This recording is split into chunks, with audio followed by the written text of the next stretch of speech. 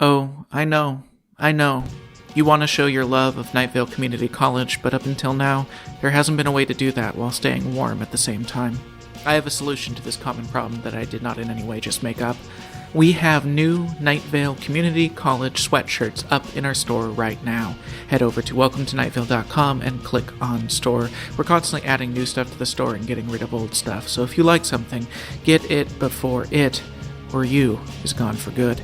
Finally, two important bits of live show news. The first, we are having a special one-off Night Vale Presents live show at the Largo in LA on Saturday, April 27th. This unprecedented show will have a rare Within the Wires live performance and a brand new Alice Isn't Dead live show. Yes, the story is continuing. And finally, the first ever Faceless Old Woman live show starring Mara Wilson. It's going to be a creepy night. Secondly, you should know that our latest live show, A Spy in the Desert, is out on the road right now. If you are in Austin, Houston, Dallas, Boulder, Albuquerque, Phoenix, Anaheim, San Francisco, or Portland, Oregon, come out and say hi. You don't need to be caught up on the show, you just need to want to have a good time in a theater. Tickets for all of those at welcometonightvale.com/live. And hey, thanks. We are thirsty. We cannot see. We don't know what time it is. We are nearly here. Welcome to Night Vale.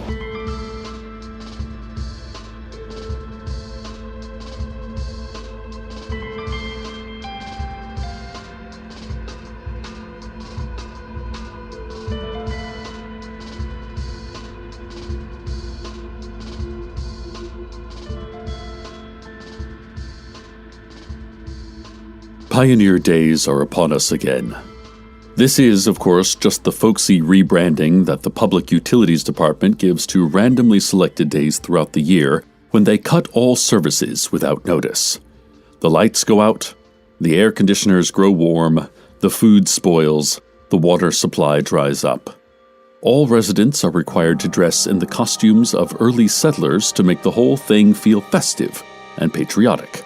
Failure to dress in era-appropriate clothing, such as overalls and soft meat crowns, will result in punitive measures, including being called time traveler in a pejorative tone of voice, as was traditional punishment for all real time travelers back in the early days of Night Vale. Polls show that the civic holidays are increasingly unpopular, but this time it's going to be different. The Utilities Department promises it's going to be way more fun. We swear. Just bear with us. You're so brave. You're all my brave little pioneers, the pamphlets scattered around town assure us. After all, the pamphlets continue, what is bravery but endurance? What better way to honor the struggles of our ancestors than through personal discomfort and grim acceptance? These are the values our town was founded on, aren't they? Aren't they? The pamphlets shout. The pamphlets writhe on the ground. The pamphlets inhale sharply and become still. In an effort to sway public opinion on Pioneer Days, the Utilities Department has unveiled an interpretive boardwalk and historical display, set up in an open expanse of desert, miles from town. The intention of the display is to bring a sense of local pride and education to the community and to be a fun, family-centered activity that can take people's minds off the panic-inducing existential questions that come from being so very alone in the dark. And now, traffic. You had a dream when you were young. In the dream, you woke up on the couch after a nap, just in time to see your family driving away, leaving you alone in the house. They'd never done that before. You're much too young, too small to be left alone. There are no lights on and everything is soft with shadows. You see a brown paper bag on the table. They must have left it there for you. Is it food? You don't know how to feed yourself yet. The bag suddenly lurches and tips over onto its side all by itself. A snake slides out onto the table, drops to the floor, and slithers rapidly toward you. You try to scream. This is the moment you are supposed to wake up, but it isn't a dream, is it? Your whole family really did abandon you. You grew up in this house alone after that, just you and the snake. It wasn't poisonous, but that doesn't mean it was a good companion. It came and went without consideration for you at all, sunning itself on rocks, or squeezing rodents to death whenever it pleased, sometimes not coming home for days. You cleaned up its discarded skins during the molting season. You let it sleep curled next to your body for warmth in the winter months, even though it could only give back cold indifference in return. But you had no one else. That's just how it was. You still see each other once a year during the holidays out of a sense of duty. You follow each other on Facebook, but neither of you check that site anymore. You waited to wake up from this dream of your youth, to find your family had never left, that they were still there with you. You are still waiting to wake from this dream. This has been Traffic. I'm getting more details about the Pioneer Days display and celebration. Along the Interpretive boardwalk, visitors will come to several viewing platforms where they will see the bleached bones of select citizens' ancestors scattered across the sun-scorched earth. Those who won last night's raffle must remit their ancestral bones by noon in order to be featured in the display. Further along the walk, spectators will be treated to an animatronic reenactment of the Battle for the Scrublands, an event in which several key town founders bravely fought against the giant, benevolent arthropods that used to exist in this area. As visitors will see, the beasts were all slain easily by our intrepid settlers, as the animals were unaccustomed to violence of any kind and regarded the human newcomers with only gentle curiosity. "They had to die," intones the robotic voice of a mechanical man in a waistcoat, as he stands triumphant among piles of enormous multi-jointed legs. "For they were too visually disconcerting to live," he booms. There will also be a booth sponsored by the Historical Society displaying repurposed slide film from random strangers' family vacations that have been collected at garage sales over the years, accompanied by plaques with made-up historical narratives about the pictures. For example, there's one of an elderly woman playing shuffleboard on a seniors' cruise, entitled Griselda Fords the River. It tells the tale of when pioneers first got to the sand wastes, and there was a big, scary river running through it, and how they had to risk their lives just to reach the land that we now have the privilege to take for granted. A lot of plaques have a kind of passive-aggressive tone like that, actually. If you make it to the end of the walk, you will be greeted by Earl Harlan, who will demonstrate how to make Cherry's Jubilee, a staple dish among the early Night Vale frontiers people. You feed a goose cherries until it can no longer walk or stand on its own, Earl explains. Then you light the goose on fire until it screams, become whimpers, and when it is finally silent, you extinguish the flames. The goose's blackened flesh is filled with terror enzymes that are very good for your skin and eyes. The red liquid pooling around it is only cherry juice. Only viscous cherry juice, he explains as he dishes out samples of the boiling native cuisine directly into people's outstretched, ravenous hands. That's not all. The fully immersive interactive theater segment is last. You will be blindfolded and placed in the back of a cargo truck. Hours later, you will step off of a wooden plank and be free to enter into the desert to try and find your way back home, just like the pioneers did it. You don't realize how the boardwalk is designed to be completely disorienting until this moment, when you step into the endless desert and look to all horizons and see only identical sagebrush and chaparral and nothingness, as if you've entered a mirrored funhouse made only of hot dirt. More on Pioneer Days, but first, the weather.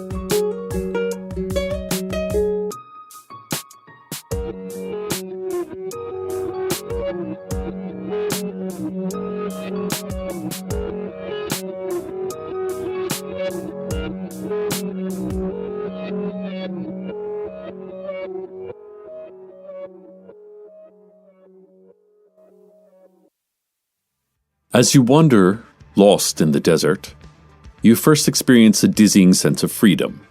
You can go wherever you want. The future is yours to shape. The possibilities seem as endless as the vast wasteland in front of you, but when you look behind you and realize you can no longer see the interpretive boardwalk or any other side of human life, that sense of freedom becomes abject despair. You realize that taking risks is only fun when you have a safety net, when that risk is a choice. Now that you've been swallowed up into the blistering wilderness, you learn that choice has always been an illusion. You must go forward. The sun sinks lower. The dark air blurs the edges. You feel a cool breeze sweep over the sand, and you are grateful for that. Your lips bleed. It's nightfall when you come to an old homestead. It has no roof and leans to one side. There is no door, but there is the shape of a door, a black rectangle of absence. You feel compelled to go in, as would anyone confronted by a structure with an entrance, but you hesitate. You recognize this place. Yes, you saw it in the slide film display by the Historical Society. There was a picture of it taken many years ago. It depicted this same house, only it had a roof back then. It did not lean to one side, and 2 children, barely toddlers, were standing out front. They had no heads.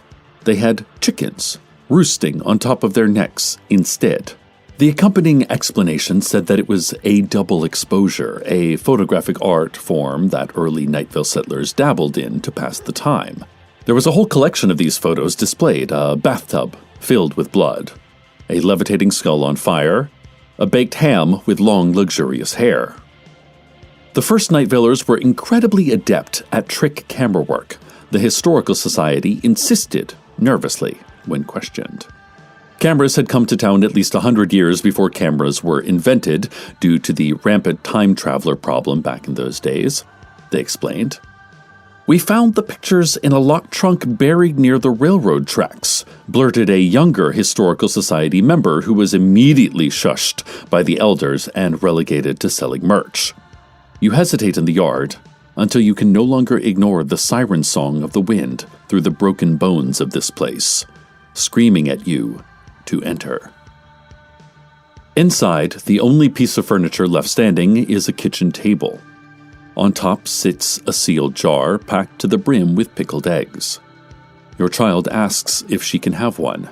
Your child is with you. She's been riding on your back the whole time, and you forgot all about her. That's incredibly alarming. How can a parent just forget their own child like that? "Yes, honey," you say, trembling with the effort of keeping your voice calm. "You can have one." You set her down, and she scampers across the dusty boards. And she feeds. She feeds ravenously. She asked for a bedtime story next. It is her bedtime, after all.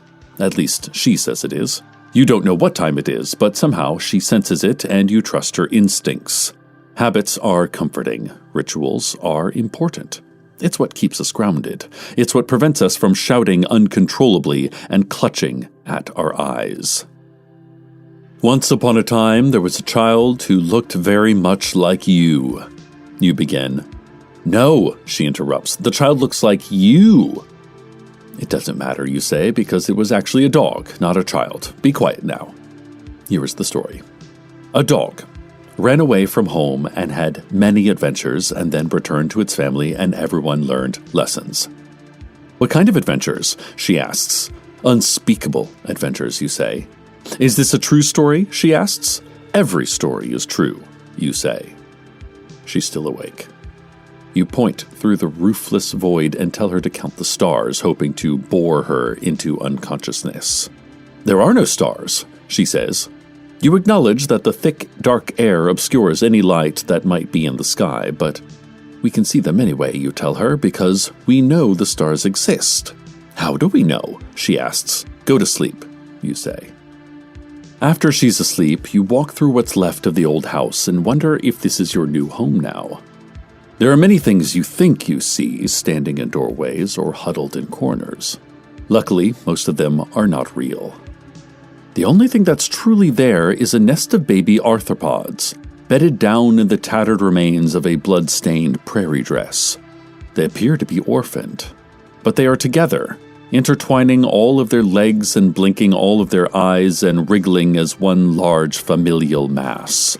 You know you don't belong here. This is their home now, as it was their home before, long before there was ever a house. You lift your child's sleeping body and enter the desert once more. You look behind you and see the silhouette of a chicken-headed toddler standing sentinel in the yard. It's not real. It's just a double exposure. As light lifts itself above the horizon, something shiny catches your eye in the distance. You move towards it because it is the only thing to move towards. You don't feel hope or motivation, only the pull of a random focal point that keeps you going forward. Eventually, you come upon an enormous parking lot full of vintage cars. Some are early models made of skin and mud, and some are mid-century coupes with fins and hardtops and spinal columns. Hundreds of chrome bumpers glare in the blinding half-sun of dawn. What's all this? You wonder in a daze. Hear ye, hear ye, shrieks an individual in a tricorn hat, ringing a handbell. What is this? You shriek back, grabbing them by the lapels. They do not acknowledge you. Hear ye! They cry again, but do not elaborate further. Suddenly, the pounding of drums and deafening squawk of brass, a marching band is playing. Colorful streamers trail through a clear blue sky. It's the city parade. You made it to the end of the Pioneer Days interpretive display and celebration. You accept another liquid handful of scalding cherries and stumble home with your drowsy young still clinging to your back. As you enter your own silent house, completely free of all public utilities, in celebration of Pioneer Days, you are overpowered by the scent of rotting kale in the stuffy air, and you breathe it in deeply. You rejoice. You weep. The only source of water is the puddle on the kitchen floor, fed by the constant drip of the defrosting freezer, and you kneel down and drink from it until you are satiated. Things don't look as bad as they once did, do they? The walls aren't closing in on you anymore. They embrace you. The dark screens of your electronic devices no longer reflect your own boredom back to you. They reflect only relief on your haunted face. The inconvenience of no public services pales in comparison to the night you spent merely surviving in a howling, unstable universe. It's all about context. It's all about managing your expectations. That's what the Utilities Department pamphlet was trying to tell us all along. And of course, about celebrating the pioneer spirit, something forefathers, vintage cars, and other stuff like that. But now that I think of it, we do spend a lot of our days distracting ourselves from physical reality. Maybe we really can use this time to experience life more solidly in the physical world, the way our ancestors did. Who needs modern conveniences when we have each other, right? Hold your loved ones close tonight. After all, you have nothing better to do. I'm coming home now, Carlos. I know you can't hear me. No one can hear me. The power's out here at the station just like it is everywhere else. We haven't been broadcasting anything for days now. And even if we had been, your radios don't work anyway. But habits are comforting. Ritual is important. Stay tuned next for whatever you think you hear. Good night, Night Vale. Good night.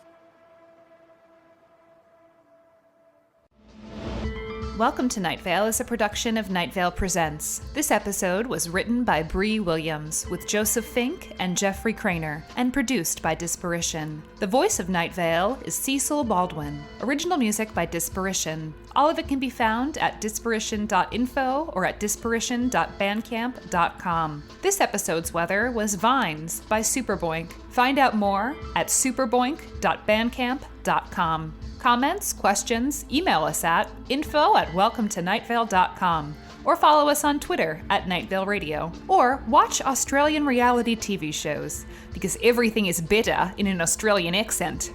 I'm sorry. Check out welcometonightvale.com for more information on this show and our live show, which is currently on the road right now.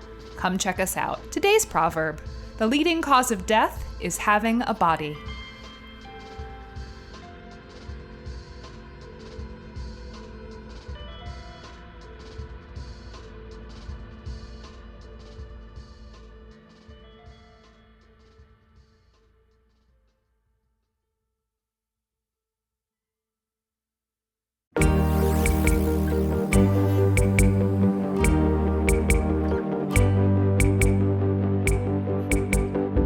In 1992, a 16-year-old boy played his first concert in the clubhouse of Rosemary Hills Golf Course.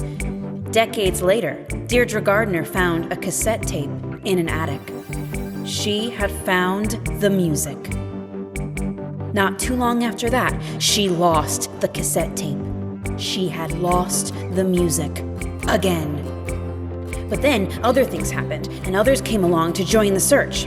Disciples. Or, well, neighbors, and, well, you know, like a little crew. A motley crew. And they set out to find the music again.